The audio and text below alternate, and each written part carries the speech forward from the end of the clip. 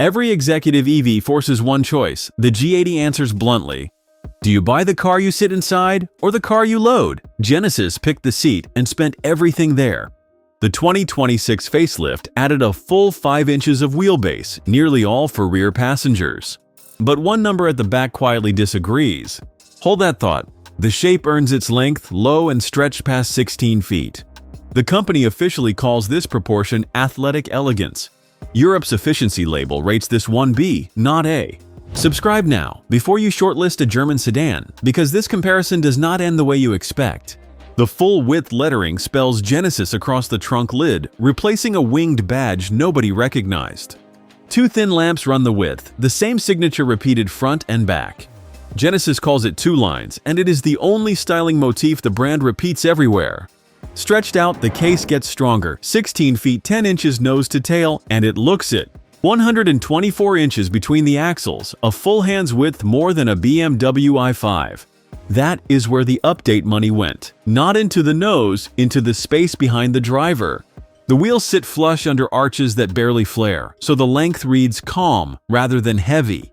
There is no rear spoiler, no fake vent, no crease-chasing attention. For this class, that is rare. Restraint has a cost. Empty, this sedan weighs 5,550 pounds before anyone climbs in.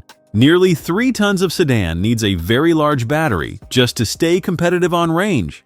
Genesis fitted 94.5 kilowatt hours, an increase of nearly 9% over the old car. The claimed result is 354 miles on Europe's softer cycle.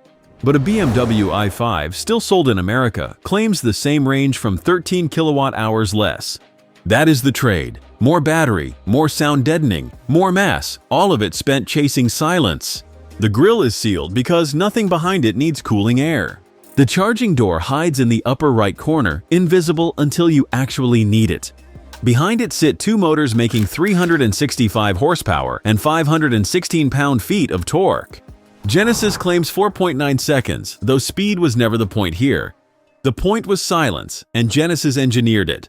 4 sensors listen to the road surface underneath. 6 microphones listen inside. The system plays the opposite sound wave back. Genesis calls it Active Noise Control Road, and it targets tire roar before it reaches the cabin. In front of that sits a 27-inch OLED panel, cluster, and infotainment in one sheet. It is the largest screen Genesis has ever fitted, and unusually, the company kept real switches and a rotary dial sitting underneath it. 17 Bang & Olufsen speakers are standard, with a head-up display and over-the-air updates. None of it is optional, which matters when the German alternative still lists several of those items on its options sheet. The quilting is Nappa leather, dyed with natural pigment rather than the usual chemistry.